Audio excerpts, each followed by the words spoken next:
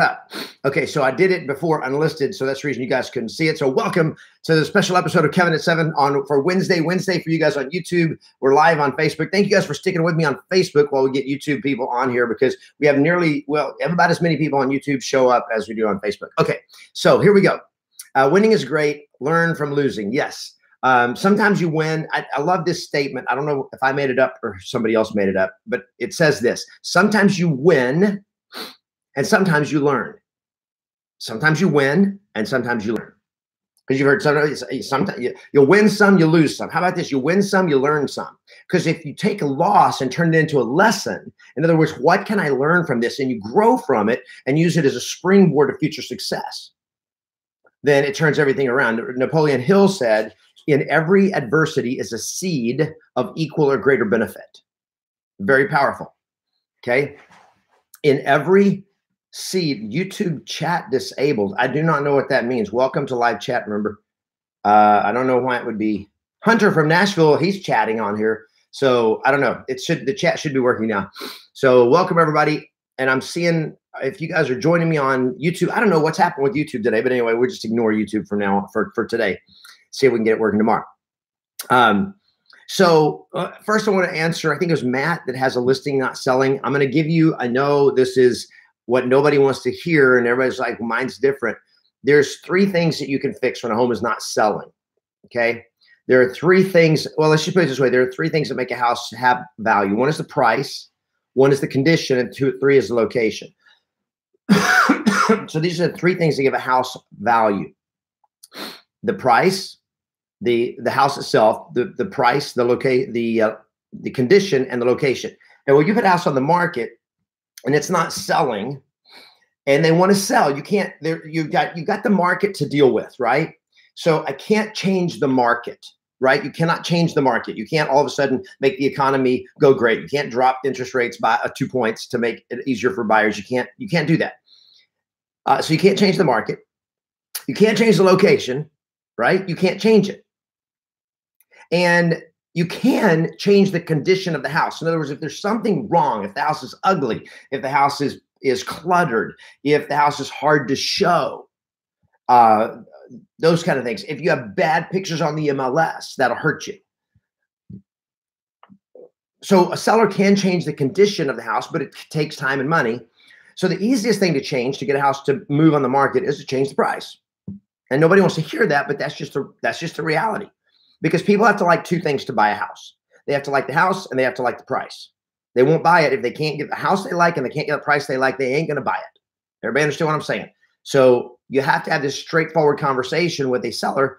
And here's what you have to make sure is if it's on the MLS and it's syndicated through the IDX feed, and you've got it showing, it shows great, it shows easy, it's got great pictures on the MLS, it's syndicated through the IDX feed to all the websites and all the portals out there, it's gonna sell unless the price is wrong. It's that simple. This idea of a marketing plan making a big difference in value is not ever gonna happen. Now, there are some things that make a house be able to get a premium price. And that is when you do the 20-step selling system that I train on how to, with agents, I call it the listing launch.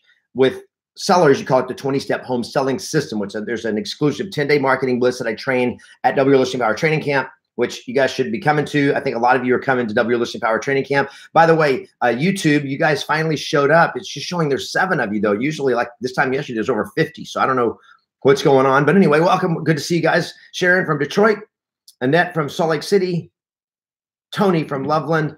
Tony, yes, I'll be there. Awesome. Can't wait to meet you, man.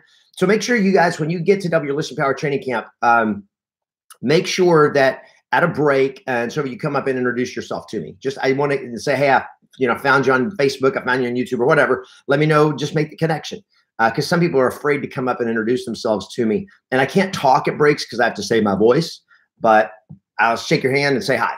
Okay, that's just unless you're VIP, and we have 2 VIP slots left. I think literally last night, I think we had 2 left, and then we're sold out of VIP. So anyway, but you have to have a straightforward conversation, Matt. That's all it is. And they can keep owning it. The longer they keep owning the house, it's the worse it gets because people start going like, "What's wrong with that house?" There must be something wrong with it, so I can make a low ball offers. The longer people say, well, I'll wait to get my price. The problem is waiting is the worst way to get your price. The best way to get your price is do it fast, where you got all the buyers out there, it's fresh on the market, and buyers that like the house make it a price they like, and boom, you're going to get offers. That's just the way it goes. Now, it doesn't mean you're going to get them necessarily in the first day, but if you don't get offers in the first 3 weeks, you got to do something. Okay. And if you, with a 10-day exclusive marketing blitz, most of the time, if you don't get an offer in 10 days, you got to do something. Okay. And it's normally not the agent if the agent's doing the stuff right. So there you go. All right. So now let's go back to why we lose. Why do we lose? And so when I was a kid, we'd go walk along the pipes, the pipe rails or the balance beam, and we're trying to balance and walk along the pipes on the playground, side of the playground or in front of the parking lot. You guys know what I'm talking about, right? The playground. How many of you were really great at balancing and walking along a pipe without falling off, or walking along a rail, or you do it on railroad tracks too, walk along the rail, right? And I tried to balance it. I couldn't do it. And it was not until I was an adult that I figured out the secret of how to balance on just keep my balance. And it was this, that for me is that if I focused on my next step, like every step, put the foot down, and when I put the foot down, and then with my back step, I pushed off with my big toe. And so I'm pushing into the next step. So I plant my feet and push into the next one and push, and I'm pushing into the next step. And I'm making sure that my foot is grounded on that rail, and then I'm pushing into the next one. And I don't know why it works, but it works. And then the moment I stop, then I fall off. And it hit me that before, when I was trying to walk on a balance beam or a rail, I was focused on keeping my balance. I was focusing on balance, and I was trying to be balanced. And then when you start focusing on balance, you get out of balance. What do? You focus on not falling. Well, what I was focusing on was not falling rather than focusing on the journey. I was focusing on the obstacle, the thing that was threatening me walking down the pipe, which was balance, or a lack of balance, rather. I was focusing on the obstacle rather than focusing on the goal, the mission, the journey. If this is making sense, let me see some thumbs up. That's the difference. Why do we lose? Is because we're focused on the obstacle. We focus on the adversity. We focus on what's going wrong, or we focus on what we're afraid of, rather than focusing on every step counts. What do I need to do right now? And focusing on the goal and going straight down the line, straight to the end of the pole or into the beam or whatever, end of the rail, whatever the goal was, focus on the goal. Because when we start focusing on the obstacle, a different set of emotions kicks in, and those emotions create dissonance in your mind. And when you create dissonance in your mind, dissonance in your emotions, you're like, ah. Okay? Does that make sense to everyone? So move, focus on the goal, where you're going, walk straight, every step, bam, just plant the foot, move. Now, I'm not promising you that will make you a great rail walker or balance beam walker. That may or may not work. But what I did is I realized that I changed the focus, then I changed my effectiveness.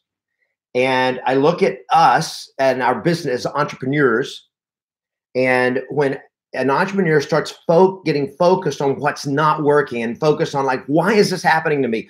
Just like Matt. And Matt, this is just coaching, okay? It's just feedback. I'm not getting on you or anything, but just think about it. What did Matt focus on? It's not selling. So what I started doing, I started looking for a reason, like, what's happening? It's just my luck to take a listing at the worst time of the year. I'd be going like, yes, I took a listing at the worst time of the year. It's harder to get a listing today than any other time. I got a listing. Yes. Now let's get that thing sold and focus on getting it sold. There's a buyer out there right now for that house. Got to find them. Got to figure out how to get that buyer to see the house, like the price, make an offer, and buy it. And then you have to have straightforward conversations with your seller to let them know that's what you're doing. That's what's going to happen, right? So thank you, Matt. Yeah. It's just now we got to focus on the good, focus on what you want rather than focus on what you don't want. Why do we lose? We focus on the wrong things. You focus on the wrong things. Focus on the adversity. Focus on how far it is, how long. Oh, we got so far to go. Well, all that does is make the trip longer, right? It just makes it harder. Oh, this is so hard. See, that thought is a thought that makes everything harder. Does this make sense to everybody? You get what you focus on. So when you say this, oh, it's so hard. Well, now I'm focused on how hard it is. Guess what? It's going to get harder because all you're doing is accentuating the difficulties. You go like, and something comes up and you go like, see, look how hard it is. Just my luck. Well, there you go. You just reinforce bad luck. Right? Why would you do that? Why would you focus on what you don't want? Focus on what you want, not what you don't want. That's how you win. Everybody with me? Let me see some thumbs up. Good to see all you guys on YouTube. Thank you for the engagement. It's like I got 8 people on YouTube today, but I got so much engagement. You guys rock, man. Thank you so much. And for you guys on YouTube, Facebook, love you. You're awesome. Have an awesome day. We'll be back tomorrow for Thoughtful Thursday. We're getting close to the end of the year. We're getting close to Christmas and Happy New Year and all that kind of stuff. So we're going to be talking about preparing for the new year and preparing to crush it in 2019. That's what we'll be talking about the rest of the year. So thank you guys. Have an awesome day. Play to win.